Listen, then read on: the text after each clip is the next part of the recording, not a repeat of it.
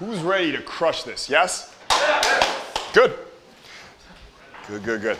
All right, so what I want to go over now is kind of what I see as 7 or 8 of the biggest blocks to most people succeeding in this business, really any entrepreneurial endeavor at all. Starting your own business, growing your own business, really growing your own business, turning it really, really big. And I want to reframe a lot of these ideas for you and show you kind of the truth about them. Is that cool? Yeah?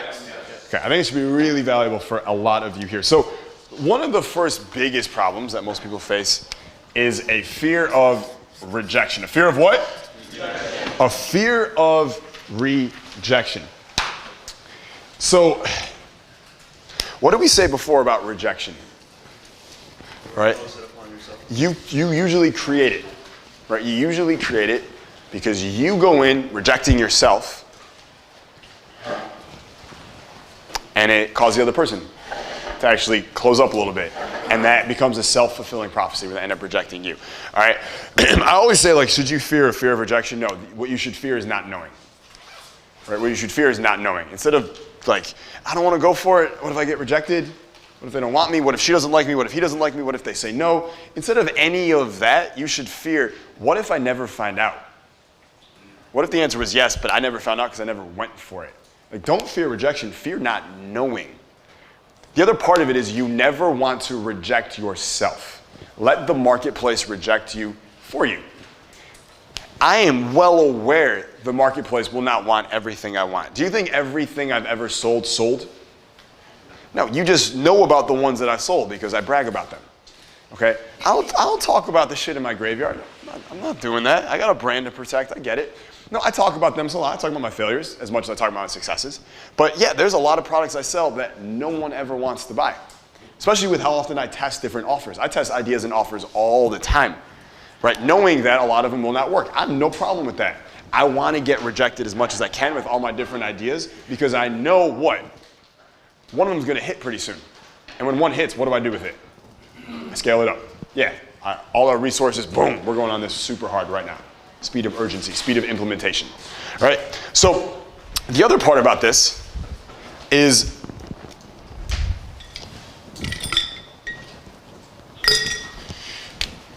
this is like the shit they should have taught us in school. They don't even teach us in business school. All right, but they should have. This marketer sucks.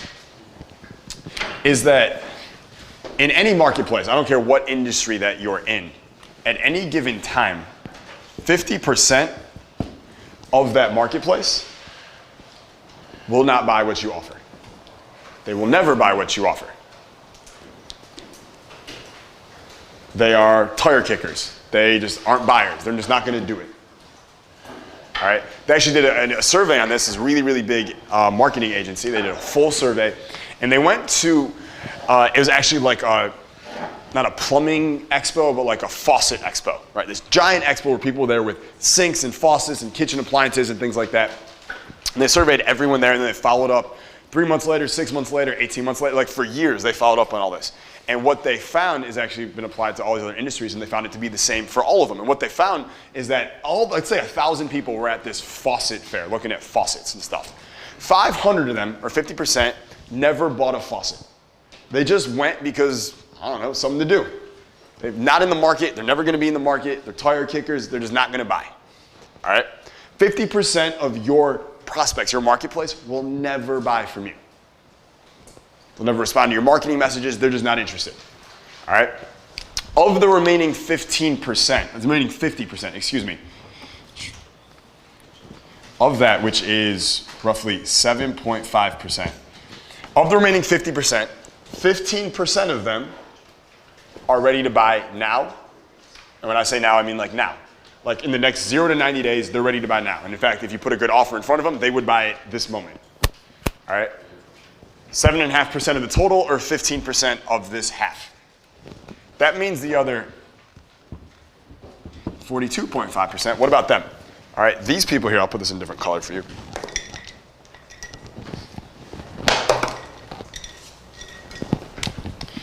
These people will buy sometime between the next 3 and 18 months. How long? 3 to 18. Yep, 3 to 18. And these people in the 7.5%, they're going to buy when? The next 0 to 90 days. Okay? 7.5% of the marketplace ready to buy now, between now and the next 90 days. You put a right offer in front of them, you say the right words, the right copy to them, they say yes. All right? 42.5% will buy 90 days to 18 months out. They're not quite ready, right? They need some more information. They need a little time to think about it, right? Maybe they're just not ready yet. They're close to it, but they're not ready yet. They're waiting for some big life event to happen that will then make buying this thing necessary, but not yet. And the other half will never buy. If you know this to be true, which we do, what does this tell you about people who reject you, so to speak? It's relevant. Kind of irrelevant. Also, like, if you get rejected, like, it's really egotistical of you. If you think you got rejected, like you had anything to do with it. Like, do you really think you had anything to do with the rejection when you're selling? No. Look at it. Like, people are going to buy when they're going to buy. Selling isn't so much about, like, using persuasion to force them to buy now when they didn't want to. It's about timing, right? It's about timing it right with these people here, sorting through and attracting and finding these people here who are ready to buy now, finding these people as well, but putting them on a slow burn of marketing, staying in touch with them, sending them information, circling back often, waiting for that fuse to get down to explosion, right? And also finding out who are these 50% as fast as you can so you don't waste any of your time with them, right? So to think like getting rejected is a bad thing, that's crazy. First of all, you get rejected, most likely that was someone from this side who was never going to buy from you anyways. Make sense? Yes? Yes. Okay. The green one. Yeah. So we call this, just remember, the 1585 rule. All right, we call it the 1585 rule. The reason being is if you got rid of this 50% and you're like, because here's the thing, 100% of the people who are going to buy from you, they only exist on that half. Do they not? Correct. Right? So 15% are ready to buy now. 85% are ready to buy next 90 days to 18 months. Okay? So rejection is like, it's not even a thing. Right? It's just not even a thing. Does that help you guys with rejection? Understanding this? Yes? Okay, any questions about rejection right now? Cool. All right, cool. Let's keep going. All right, number 2.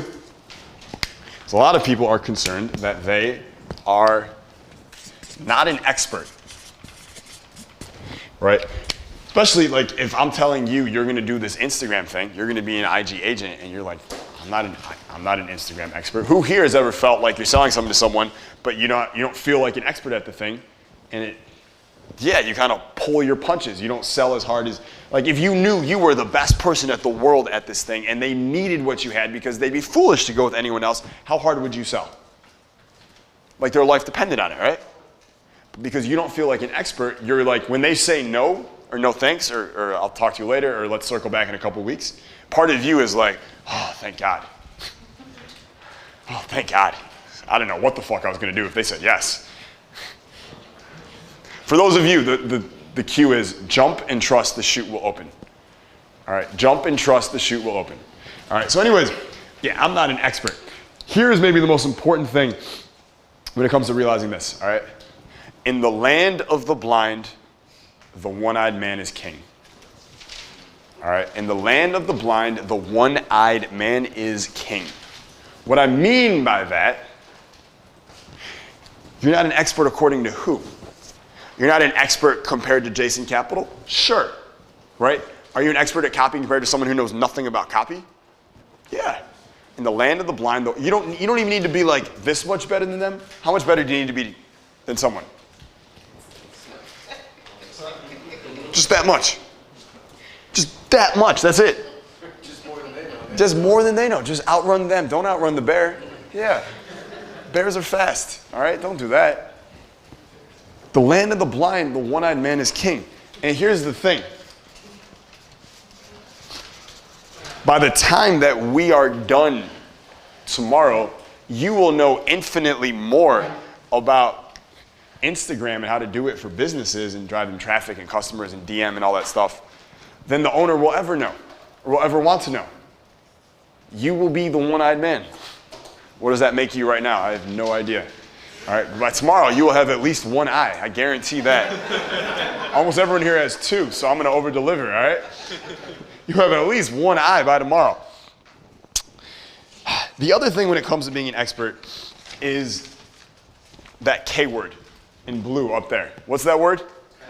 Kaizen. So my ritual, when I decided, like all of you know I was a dating coach before I do this now. I retired from that in 2016, about 3 years ago. I did it for 5 years. I was named the top dating coach in the world in 2014, which literally means nothing. Like, who the fuck cares about the top dating coach in the world? But that was a goal of mine for me when I got started in that business. And I took it online in 2012. That was one of my goals. And I knew for me to be that good, I didn't just have to be good at dating myself. Sounds weird, dating myself, right? To get good at dating others, what must you do first? You must be able to, no, I'm just kidding. Date yourself. Right? But I knew I had to not only be good at it myself, I not only had to be good at it helping others do the same, people of all levels, but I also had to know everything my competitors were teaching also and doing, and I had to know their stuff better than they did themselves. Not only do I have to know my philosophies and my teachings down like perfectly, but I need to know what they're teaching better than they do themselves. That's the only way I'm going to be the best in this market. It's the only way. I just study the crap out of my competitors too, right? And the way that I would do it is I created these note cards, and they had all the most important teachings I thought that I needed to know for helping guys attract better women and better girlfriends and things like that. It's about 50 note cards in the whole thing, right? And on the front, it would have like a little cue, like a note, right? So for instance, it might say strawberries, right? Which would remind me about a whole basically conversation technique we used to teach called strawberry fields or cherry fields. Yeah, cherry farms, that's what we called it. Yeah, right.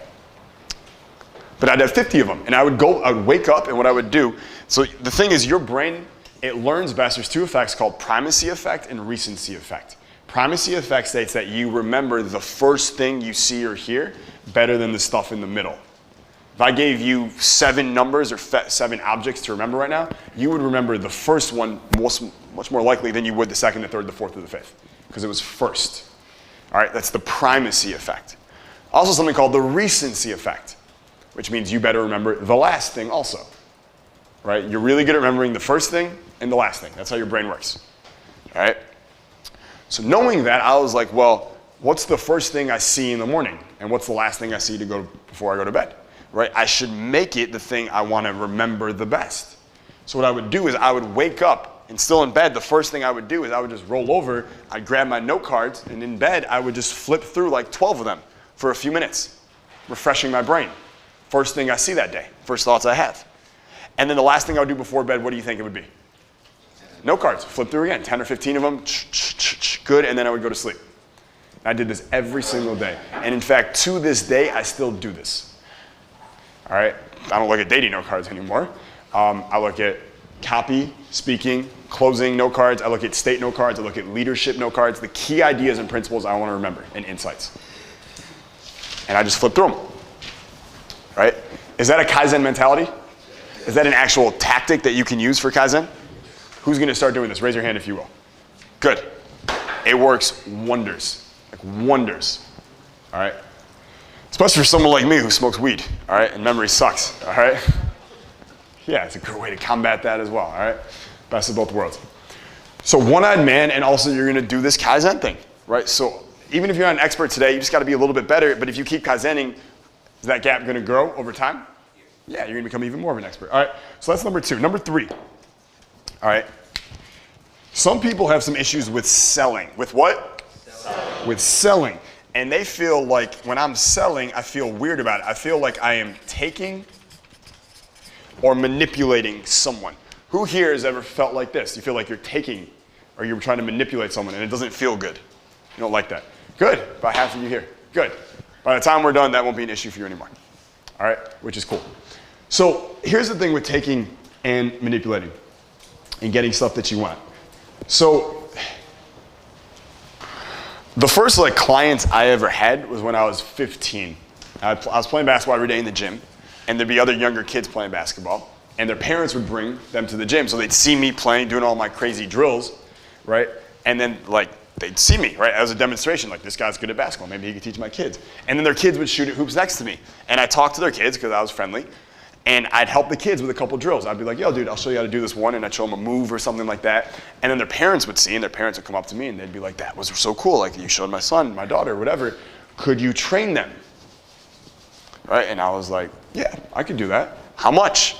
Right, and I didn't know anything about pricing. I was just like, 15 bucks, right? 15 bucks for an hour. And they're like, okay, cool, right? I probably could have gotten way more. I could have gotten like 17 bucks back then, who knows, right? But that's how I got my first clients. That was it. What did I do? In order to get, what did I do first? I gave, right? I also showed a demonstration that I knew I was, like, I actually am good at this. I gave a demonstration, which is an important part of selling. I helped the kid, I demonstrated on my expertise, but I gave to the kid. I gave first in order to get. I believe that you make more money, you get more money, equivalent to how much value you give to the world first, right? So that's why, like, if your income isn't where you want it to be yet, then you need to do a gut check on how much you've been giving, because you haven't been given enough. We get rewarded by how much we give, not how much we get. So you're not taking and manipulating. Like, selling isn't taking and manipulating, it's giving, right? And the way that I sell, the way that I go about this is I call it lead with the giving hand. If you want to feel better about selling and getting clients and doing all this stuff, what you really should do is you should go to that prospect and you should just give them something of value first and want nothing in return. Start to lubricate that relationship. Start to build rapport that way. Give them something useful and want nothing in return. For instance, if you were doing Instagram, give them 7 days of photos and captions to use for free. Give them a zip drive. I made this for you. I'm a big fan of your business. I wanted you to have it. Please use it. Here's my card if you ever want to reach me, but frankly, I want nothing in return. I just really appreciate what you guys do. How do you think that person might respond? It's not going to be negative. Are they going to be like, let's do a deal? I don't know. But will they be receptive the next time you follow up? Totally. Because you led with what? The giving hand. How did I get Dan Pena to speak at the High Status Summit? How did I get there? I didn't pay it. He flew from Scotland. I paid for his hotel, but he paid for his flight. Like, didn't pay him anything to speak. His time? Yeah. How? How did I do that? Do you think I did this? Think I led with the giving hand first? Yeah. Right? So first of all, I went to his seminar. So I gave him 25 grand for that. Right? Is that giving? Yeah, totally. Right? And then when I was there, I already had an audience. My dating business was still going back then. So I hit up my entire email list and all my dating people, and I said, hey guys, I'm at this seminar with Dan Pena. Can you go follow him on Facebook and YouTube and leave him a comment and tell him how grateful you are that he's now coaching Jason. He's mentoring Jason. And he got like hundreds of comments on YouTube. They all said the same thing. Anyone in this room actually post one of those comments? Eric, nice. Give Eric some love. 1, 2, 3. I love it. Yeah. And then I went to the seminar the next day, like the day after the YouTube thing, and in the middle of the seminar, he goes, who's this fucking Jason guy? And I was like, me? And he was like, my assistant was telling me about you. Said you all these fucking, he was making fun of my clients, saying that they can't get laid, basically. All right. But, because he's Dan Pena. But then he was like, I think it's really cool what you're doing. He was like, and I could tell he really appreciated that I had opened up my audience to look at him, right? I'd given him part of my audience, and now, in fact, like, Eric, did you start following Dan Pena after that? I'm going to the castle this year. And now you're going to the castle this year. And I've since sent, I don't know how many of my clients have now gone to Dan Pena's seminar because I went there first, right? Actually, one of them who's at Power Speaker, Stanley, he had just gotten back from Scotland. He just went. He's one of many. So have I given to Dan Pena a lot? So when I went for the ask and said, hey, do you want to speak at this thing? I didn't know if he was going to say yes or no. I wasn't going to reject myself first. I was going to let him reject me. I'm glad with that. Much better someone else reject me than me reject myself, right? So I asked him, and amazingly, he was like, yeah. right? In fact, I didn't even think I could get him. So I emailed his assistant and I said, I want to get the big projectors and I want to do a live Zoom call with him and we'll put his face, he'll be like huge. He'll love it, right? His ego will love it. It'll be a huge projector thing and we'll do a live Q&A, a live stream to the summit. So people come up, they'll ask questions and then Dan will talk to them from Scotland, right? And she goes, we could totally do that or he could just come. Which do you want? I was like, yep, he's coming. Sounds good, right? So we lead with the giving hand. You're not, like, if you ever feel like you are taking or manipulating when you're selling, it's because you are taking and manipulating when you are selling. And you need to stop and go, maybe I should stop trying to get and I should start giving. This is the biggest problem people have in relationships too. People in relationships are always focused on what I'm not getting from my partner. That's not what a relationship is. A relationship is, what can I give to my partner today? You guys realize you only suffer when you're thinking about yourself? You only suffer when you think about yourself. When you're thinking about giving to others, helping other people meet their needs, you feel great, you're contributing, you're useful. And amazingly, when you start doing that for others, what do they start doing for you? Same fucking thing. Yeah, this is why relationships start to go 1 + 1 = 11, not 1 + 1 = 2. Like in my relationship, this is really hard for me because I have this pattern of always focusing on what I'm not getting. She's not doing this isn't happening, but I need to train myself more to think about what of her needs am I meeting, am I not meeting, right? And when I get back in that mindset and I start giving and just focusing on contributing, the most amazing thing happens. All the things I wanted in the first place, I actually just start getting. And greater amounts than I thought I would. So really, really important, right? If you ever catch yourself feeling like you're taking and manipulating, it's because you are, and you need to switch it and go back to how can I add value to this person's life and want nothing in return. That's the key, because if you give with expectation, are you really giving? No, you're transacting. That's a transaction, that's different, right? We give without wanting anything in return. So that's 3. Number 4, all right? And this is really, really hard for a lot of people, is delayed results. And listen, I'm real as fuck with you guys, right? I'm guilty of this too. Because me and all these asshole marketers out here, what do we promise you? Yeah, you're gonna be rich tonight. Get rich quick, right? Now we can say that stuff when we're selling because we have at least some students who have done that. So we can say that it's possible that you will also get this result. You could be doing this and this and this too. And it's true because other people have done that, right? But does it mismanage expectations?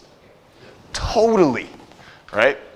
Now here's the dichotomy. I'm just gonna be, like, I'm perfectly honest with you guys. When you guys are selling, I think that you should do the same thing to your prospects, right? I think you should promise them the best possible result that someone else has gotten. Does that make sense? Yeah. Right? You should. Because I promise you, if you're not, your competitors are. And that client is probably going to sign with them instead of you. That's just the truth. Right? Don't make up. Don't promise any result further than something that someone else has gotten that you've worked with. But don't go any less either. Right? So part of the issue is it feels like delayed results because you're like, that student, he's like, I'm the Facebook group. Sandra, she's got so many clients. Who here ever looks at Sandra in the Facebook group and you're like, how the fuck is she doing it? Raise your hand. A few of you. Yeah, Sandra's a beast, right? She's a beast. She was doing 20K before she was done with EIE. Before she was done with EIE. And she had 4 clients in the first 21 days or something. All right? Beast mode, right? Total beast mode. Did you guys see that post she made about when her phone broke? Yeah. Raise your hand if you saw the phone post. Yeah, how amazing is that story? So the story, those of you who don't know, Sandra was on the phone, she was leaving her house, and she got distracted with coffee or something, and she placed her phone on her car, and before she realized it, she got in the car and started to drive away with the phone still on the roof. And she drives half a mile and realizes, oh fuck, where's my phone? Goes back to her house, finds it on the ground, smashed to pieces. She drove over her own phone. And then she thought, she said, what would Jason do? Right? How can I turn this into lemonade? She took the phone and then she went to every business that hadn't responded to her phone calls or emails, and she said, I need to see the owner, the decision maker right now. Put her phone on the table and she said, we need to talk about this. And you know what the gatekeeper did? Oh shit, yeah, let me get him. I'm sorry, 1 second. She closed 3 clients that day. And those were clients who hadn't responded to her, who probably fit in this box right here. All right? How many of us with a broken phone would have thought to do that? You think Sandra's in a good state when she thought of that? Yeah, Sandra's on top of her state. I promise you that. All right, I promise you that. So, yeah, it's people like Sandra, right? She's making everyone all pissed off about their delayed results. It's her fault. All right, it's not me. It's her fault. All right. No, it's a mismanagement of expectations, is what it is. But here's the thing. All right.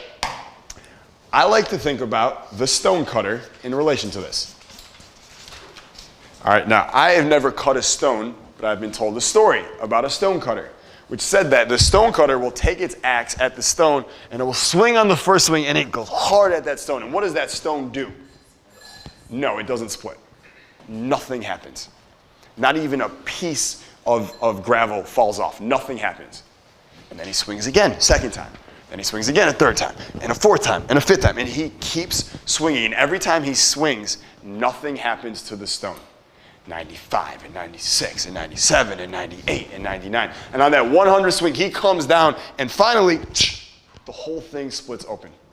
99 swings, 0 positive feedback. 100 swing, the whole thing opens up for him. All right?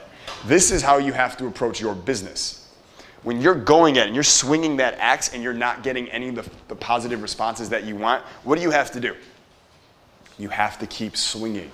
You have to keep swinging that axe. Because on one of those swings, even though it doesn't look like it, every swing that you've been making has been making a puncture somewhere in that stone. It's been lowering its resistance. So eventually, even though it looks like nothing's changed, you've gone 99 times, nothing's worked, that last swing, the whole thing erupts open for you. Okay? The stone cutter mentality. So one of my good friends is Elliot Hulse, as I said before. Raise your hand if you know or follow Elliot. Okay, cool.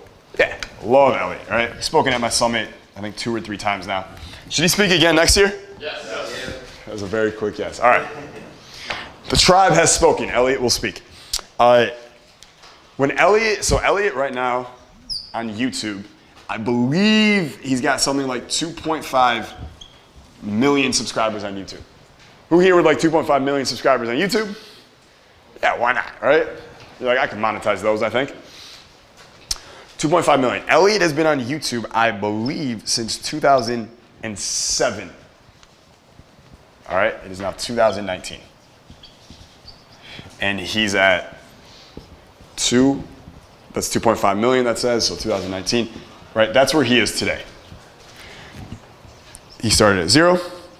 In I believe it was 2012, is when he hit 1 million. Right? 1 million, would you guys agree 1 million on YouTube, that's kind of like you've made it? Kind of like a fucking celebrity now? Yeah, right? 1 million. His first, this is 2012. His first 4 years on YouTube were like this. In fact, he had less than 40,000 subscribers on YouTube in 2011.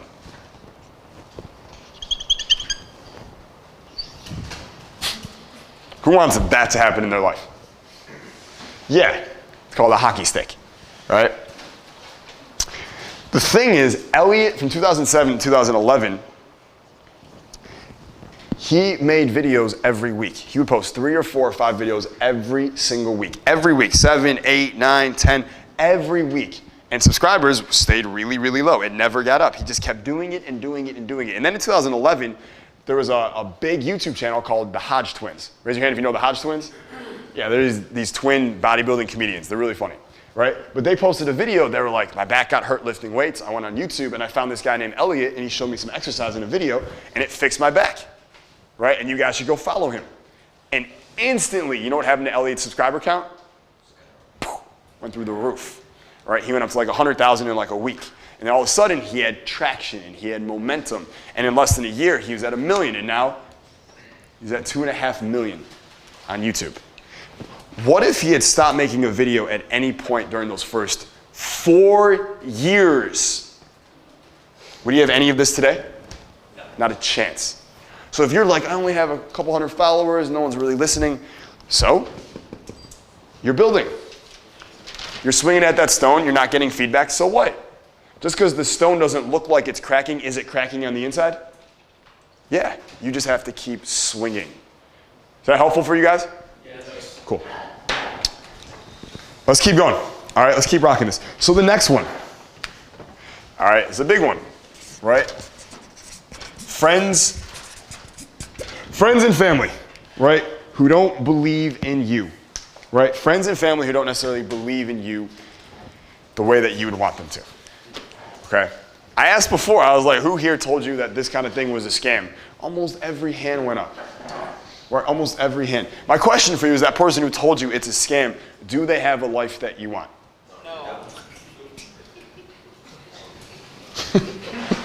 So strong. That was like the strongest no of the day. No, they don't have a life you want. What do we say, right? If you don't want their life, don't take their advice.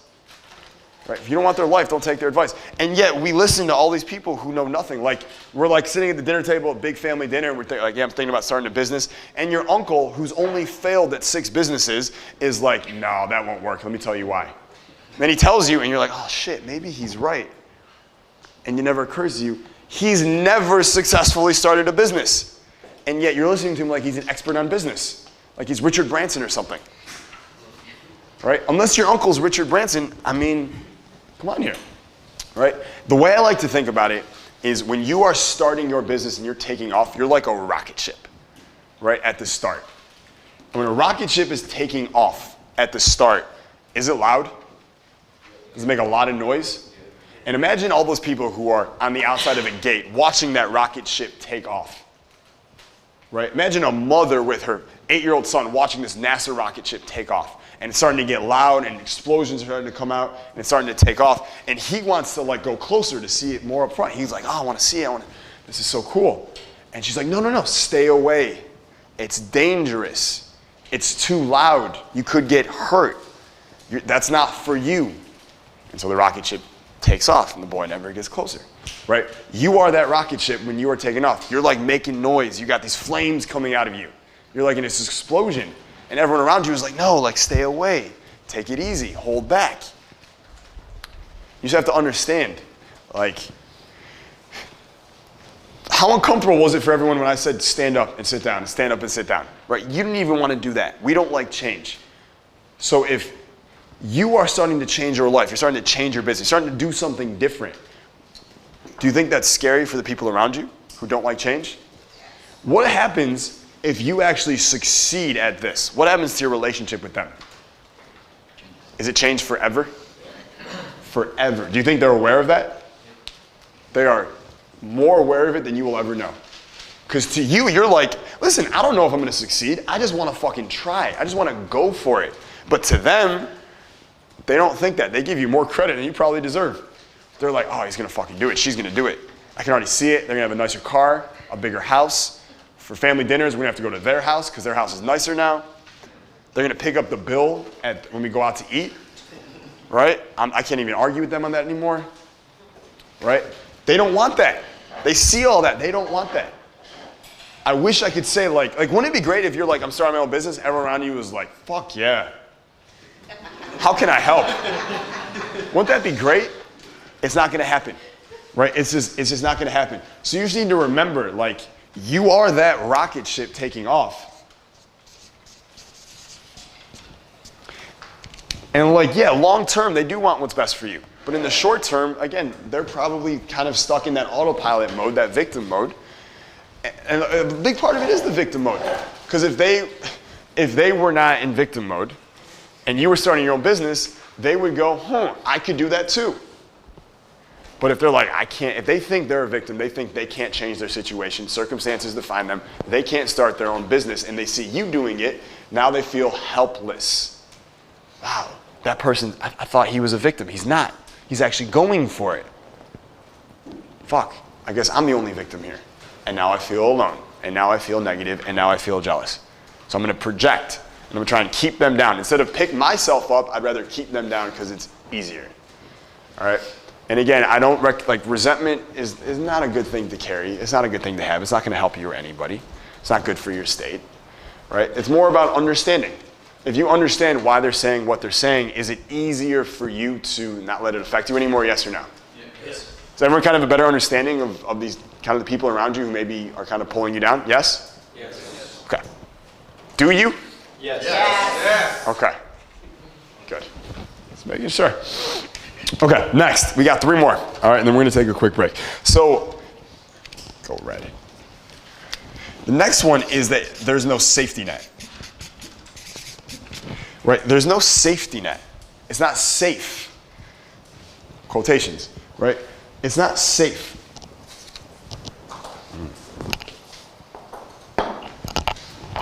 And that's a myth. We talked about that before, isn't it?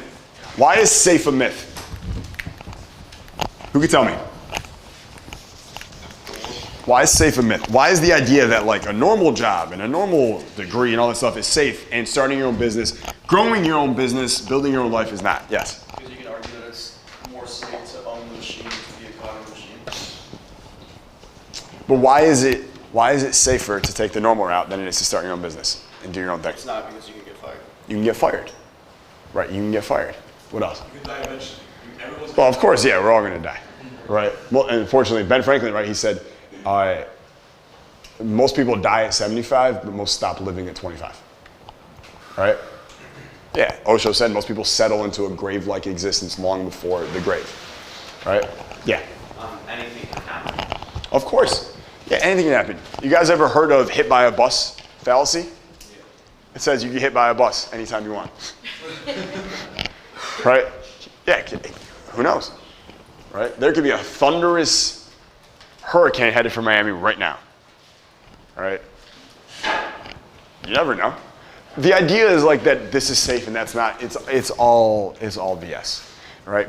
The other thing is like, if that's really that big a thing, why not be very logical about it? Keep your job, right? 9 to 5, and then from 6 to 11 every night, work on your business. There's nothing wrong with that to start. That's safe. That's fine. There's nothing wrong with that, right? The other thing is like, I always think about this, these 2 circles, right? And in here is the comfort zone, and out here is what we call the courage zone. And I am always doing my best to try and live in the courage zone and not in the comfort zone. And do we know the difference, yes or no, between the courage zone and the comfort zone? Yes or no? Yes. Do you know when you are living courageously, yes or no? Yes. Do you also know when you're not living courageously, yes or no? Yes. Yeah, we know it. Now the people around you, do you feel like some of them maybe are stuck here in the comfort zone? Raise your hand if you feel like sometimes you actually let yourself get stuck in that zone too. Yeah, it eats away at us, I'm telling you, right? That's where taking control of our state plays such a big role, right? Because before I get caught in the comfort zone sometimes. And when I do, you know what I do? First, I don't just jump. I have to change my state. I have to. Like, that's the onboarding process to everything I want is my state. I change my state. And all of a sudden, once I change my state, guess what? I want to go to the courage zone. You guys notice when you're like chilling on the couch in the comfort zone, you want to stay there? Right? That's called inertia. Things in motion tend to stay in motion. Things not in motion tend to stay not in motion. It's inertia. You're couch locked. You want to stay there. Right? Sitting on that couch chilling, I'm not like, oh, I want to dominate the world. I can't wait to just do everything. No. Right? I'm just like, oh, I wonder what's going to happen next in this next episode of House of Cards or some shit, right? But then I change my state. I get up from the couch and I go, let's go! And now, guess what? I'm already living courageously. I'm like, fuck this Netflix shit. Let's go. Let's crush this. Let's do this. Let's build this project. Let's go here. Like, we can do all these incredible things because I changed my state. All right? Courage zone versus the comfort zone. And then the other side of this is like, I don't want a safety net. I want skills. Skills are my safety. You could put me anywhere on the planet right now. I don't know anyone. I have no name, no credibility, nothing. Does anyone here even second guess for a second that I couldn't at least have one client by the end of the day? As long as I have my skills, could I get a client that day? 100%. I probably have more. You could put me anywhere. I have clients. All those people we named before who all have copy, closing, speaking. Do you think I could put them anywhere? And no one knows who they are, but they just have their skills. Do you think they can make you money by the end of the day? Yeah. Guaranteed. Skills are my safety net. Right? Skills are my safety net. Because of skills, a few years ago, I was going to Vegas, right, for a weekend. I used to spend a lot of time in Vegas, as some of you know. I used to party a lot, right? And it was like Thursday, and I'm thinking about going to Vegas for 3 days this weekend. This is going to be really fun. But for some reason, I was like, I don't want to pay for it. I'd rather have someone else pay for it. You guys ever pay for something and you'd be like, you know what, it'd be great if someone else was paying for this? Raise your hand if you ever felt that way. Fuck yeah, why not, right? I was like, I don't want to pay for it, right? And I really want to party. Like, I want to stay in a penthouse. I want to go to the clubs. I want to buy bottles. I want to go to pool parties, buy bottles. I want to rage, right? So here's what I did. I mapped out a product that I knew my audience wanted, and then I recorded a 60-second audio on my phone talking about that product. This was when I was in dating, and the product was about charisma. I knew my audience wanted to know about how to be more charismatic. So I recorded a 60-second kind of seminar on audio about everything I've learned about how to become the most charismatic version of yourself. And then I went outside in my backyard, I took my phone, and I recorded a 5-minute sales video selling the audio I just recorded. I then posted the video online. I emailed my list. I told them to watch the video, which sold the product. And within 24 hours, I made over $13,000. Then I took that 13 grand, and what do you think I did? I went to Vegas. Yeah, and I had a great time. Penthouse, clubs, bottles, it was great. Hangover, not as good, but the weekend was fun. And it was great also because I didn't pay for it. My audience did. Who here would love it if you had an audience that just paid for all your whims? Yeah, you're shopping, you're like, damn, I really want that jacket. 1 second. Hey guys, new product, buy the shit. Wait, all right, PayPal, all right, jacket, all right? Don't do that, okay?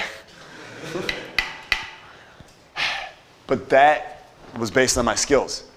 The reason I could do that in less than 90 minutes was because copy, closing, and speaking, right? I knew what to say that was copy. I knew how to say it that was closing.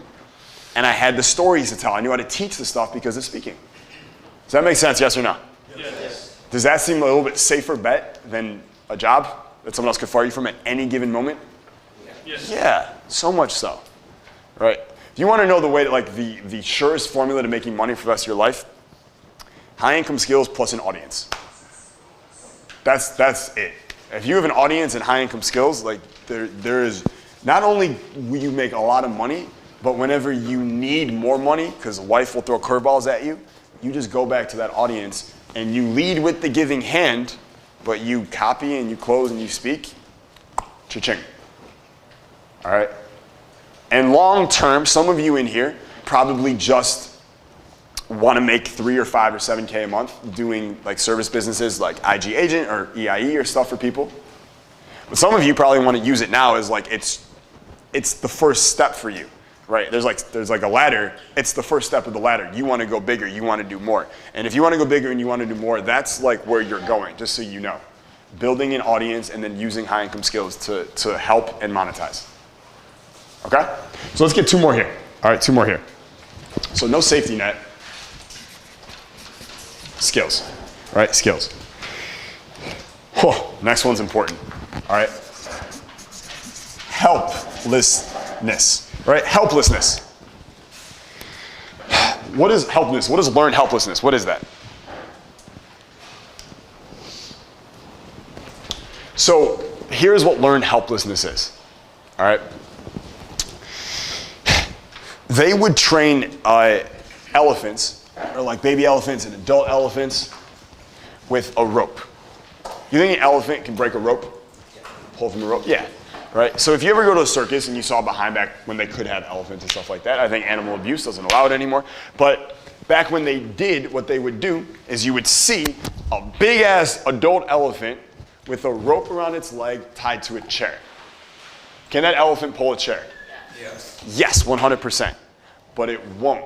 Why? Because next to that adult elephant, you will see a baby elephant that is also ropes around its leg, but it is tied to some poles that are deep, deep into the ground. That no matter how hard he tries to pull away, he will not get away from those poles. Why is it the baby elephant needs all this extra effort and the adult elephant just needs a chair to hold it down? Conditioning. Because that adult elephant, when it was a baby, was tied to that pole. And when it tried to run away or anything, it didn't work. And it learned over time, running away doesn't work. So I may as well just stay here. So eventually, circus owners don't need all that extra work for it. Once it's learned that it can't do this thing, it never tries again. All they do is put a rope next to a chair, and it's not going to try to move. In life, when we were younger, we had a lot of ropes tied to our legs. We tried to run away from stuff, or do stuff, or build stuff. And it didn't work, or we pulled in and we didn't get what we wanted, and so we never go back and we never try again. That's learned helplessness. And it is a virus. All right, we have to realize as adults, we are way more resourceful than we ever realized. All right, when you're in a negative state, do you feel really powerful? No, right? You feel resourceless is what you feel like. But when you put yourself in a really empowered state, a really good state, how do you feel? Do you feel resourceful? Like you can do anything, yes or no?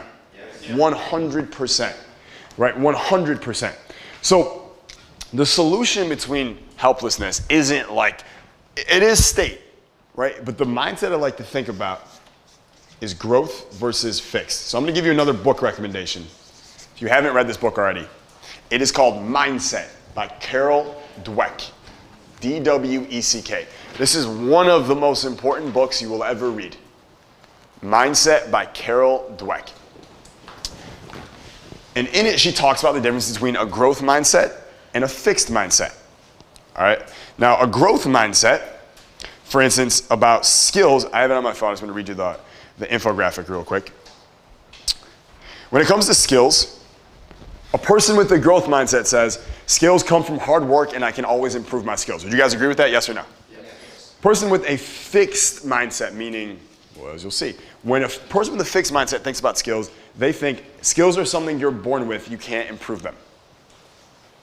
Challenges. Growth mindset thinks challenges should be embraced, this is an opportunity to grow. Person with the fixed mindset says challenges are something to avoid and it could easily reveal a lack of skill. So I'll avoid them.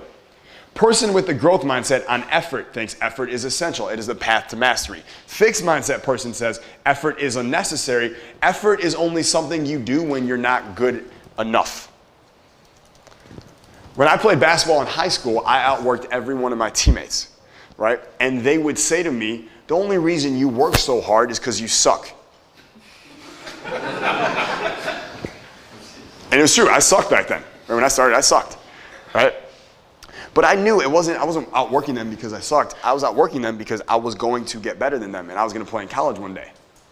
Right? Like, the idea that you only have to work at things you aren't good at is stupid. I think it's stupid when I see people in relationships who don't work on their relationship. People like, 'cause I am always working on my relationship with my girlfriend. We're always working on it and getting it better. Always. We're going to seminars, we take courses, we're always doing that kind of stuff. When I tell people that, they're like, wow, you guys must really have a lot of issues. I'm like, no. No. The relationship is good because we work on it, right? We're not repairing anything, we're optimizing. Do you guys see the difference? Right? You don't work on things when they aren't working or when they're broken. You work on things because you want them to be better, always. Right? So, like, when we understand the growth mindset, we realize there is no help in this. We are always working on it. We can always get better. Right? We can always get better. Is this very closely related to the Kaizen mentality? Yeah, totally. All right, one more. All right, one more.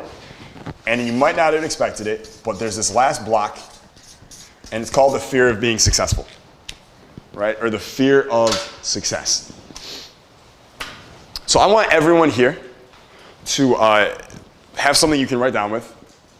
Make sure you have it. I'm going to read a sentence to you. All I want you to do is fill in the blank with whatever word your brain comes up with. Now, I do not want you to write what you want me to hear or what you think is the right answer. We're trying to do a deep dive into your subconscious here. All right, so whatever the first word that your brain serves up, that's the word you write down. Does that make sense? Yes? Yes. All right, so the first sentence I want you to write down, or the first sentence I want you to fill in the blank is this. Close your eyes for a second. I'm going to say it out loud, and then first word your brain comes up with, that's the word you write down. One good thing about not having money is, write it down.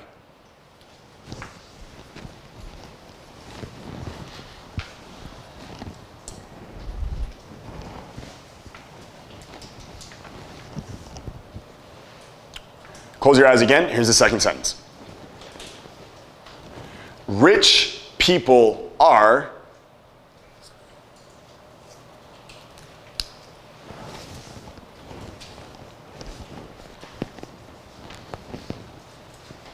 and the last one, close your eyes.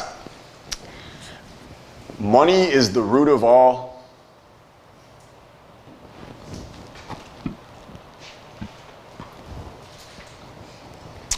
Okay. What did you put for the first one? Who wants to share? Dave. Opportunity. Opportunity. One good thing about not having money is opportunity. What do you mean? There's blue sky opportunity for growth. So you don't have money, so there's an opportunity to grow. That's a very positive mindset about money. Good. All right. I don't expect them all to be good like that, and that's okay. If yours, like, put it this way, if yours was like you put it down and you're like, fuck, or like, damn, I want to hear those. All right. I like those ones. Yes. Not having problems. One good thing about not having money is not having problems. Anyone else have anything similar to that? Interesting. Here's what's weird. If your brain believes that money equals problems, will it work extra hard to make more money? No. It will actually avoid making money, won't it? You will pull your money punches when the time comes because you don't want problems. It's a belief we need to change, right? What else do you put? Yeah. Welfare checks. One good thing about not having money is welfare checks. Yeah, because if you have money, you can't collect welfare anymore. Do you think someone like that is going to like work really hard to make a lot of money? No. What else? Yeah. Relationships. One good thing about not having money is relationships. Meaning if I have money, I won't have the relationships I have anymore. Do you think human beings value relationships? Yeah. So if you get money, you lose something incredibly valuable. Are you going to work extra hard to make more money? No. One more. Back table. Yes. What'd you put? I put that I get to be comfortable. Comfortable. Anyone else have anything like comfortable? A couple of you? Yeah. If I have money, I get to be comfortable. Meaning if I get money, what happens? There's a lot more challenges. Uncomfortable. Yeah. Do you think if like the human brain is like constantly searching for ways to be uncomfortable? No, it's the exact opposite. Right? All these little beliefs we have, how they got there, it doesn't matter, but they're all there and they're all literally like stopping you from making more money. What about the second one? Rich people are, what'd you put? Someone who hasn't shared yet. What'd you put? Yeah. I put helpful. Rich people are helpful. That's good. In order to get rich, I had to give value. Damn straight. Good. That's a good one. Yeah. Cool. Nice. Rich people are cool. What else? Yeah. I put nice. Rich people are nice. Good. Those are good beliefs about rich people. Yeah. These are all positive things, but like, Yeah. the kind of the, What'd you put? what's conditioned in my experience was evil. Evil. Rich people are evil. Anyone have anything similar to that? Greedy, evil, mean, assholes, anything like that? Few of you? Yeah. If you think rich people are evil, what are the chances you're going to become one? Does anyone here have like a deep longing to be seen as evil? I don't think so. Right? I don't think so. What about that last one? I put evil for that one. Evil. Yeah. Evil. Money is the root of all evil. Who else put evil for that last one? Yeah, we've all heard that one. Right? You guys know the original quote, of course, is the love of money is the root of all evil. Right? It's not money is the root of all evil. That's the original quote. The love of money is the root of all evil. If you think money is the root of all evil, how hard are you going to pursue money? Even if you say you want to pursue it. This is like, imagine there's a man riding an elephant. Your conscious brain is the man. Your unconscious brain is the elephant. Who leads, an elephant or a man? The elephant. Who thinks it's leading? Yes. That is your conscious and unconscious brain. Yes. Think about money can't buy happiness. What do you think about that? You don't know where to shop. That's a Dan Pena quote. Yeah. What else you put? Money is the root of all what? Yes. Freedom. I like that one. That's actually true. Yeah, that's true. Good. One more. Yeah. Power. Money is the root of all power. That's good. I like that one. Motivation. Money is the root of all motivation. What do you mean? If you want something, it costs money. I mean, in this world, you gotta have money to do a lot of things. Is money really motivating to you? Yeah. Okay. That's fine. I mean, that's not a negative one. Yeah, it's not. It might be. I don't have time to dig that deep into it. Yeah.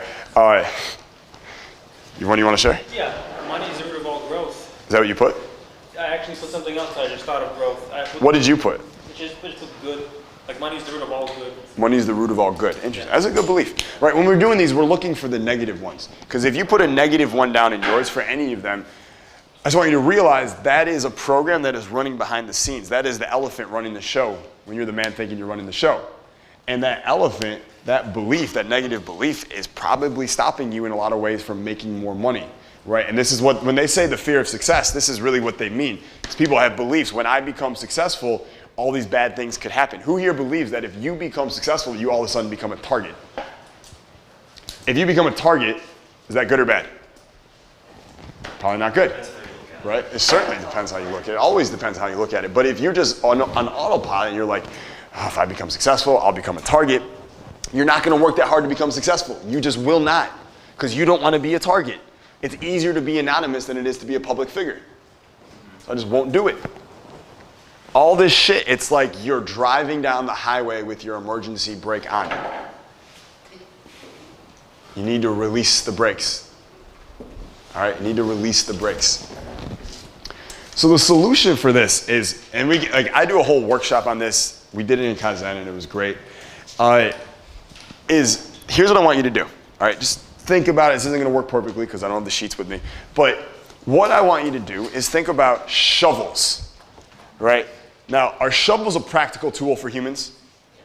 Very practical, right? Let's say that your landlord dies and for some reason you have to dig their grave, right? That was part of the contract you signed with them, okay? Weird contract. It was in Transylvania. But you have no shovels and you have to dig with your hands. How long is that gonna take? Forever. Yeah, you might die, right? Forever. But you grab a shovel, you can bang that out in a day, right? Very practical tool. Money, also a practical tool. If I need to get to Puerto Rico, I can just spend money and then some guy who is trained at flying will fly me there. Yes or no? Yes. Very practical tool. Money's a practical tool. Shovels are a practical tool. Yet why is it when we talk about money, we have all these deep-seated emotional beliefs about them, but shovels, we could care less. They're both practical tools in life. In fact, what would happen is if in those sentences you replace the word money with shovels and then you reread that sentence. Like for instance, shovels are the root of all what? Efficiency. What did you say? I'm saying, yeah, she gets it. Look at the one you wrote. What did you write for number 3? Shovels are the root of all evil. Shovels are the root of all evil. Have you seen that video? Shovel Girl? What's that? The Shovel Girl? I've not seen a shovel girl, no. Right? One good thing about not having shovels is what? What'd you put for that first answer? What'd you put? One good thing about not having shovels is I don't have problems. Right? If I don't have shovels, I got problems. I don't want shovels. More shovels, more problems. That's what Biggie said. That's what he said. That was that song, right? Like, so I just want to kind of loosen the jar and show you, like, wait, I have all these deep emotional bullshit about a practical tool, right? If you're going to apply that much negative emotion or just emotion to a practical tool that is a green paper, then you have to be consistent and apply the same emotional stuff to all the practical tools, including shovels. Otherwise, you're just inconsistent. Or you could just release the brakes, just drop the emotional beliefs about all the practical tools and just see them for what they are, which is what? Practical tools. It's just a practical tool. They both leverage shovels and money. Yeah, tons of leverage, Yeah. right? For some reason, the love of one is evil and the love of the other is odd, right? So there's something you guys to start thinking about, right?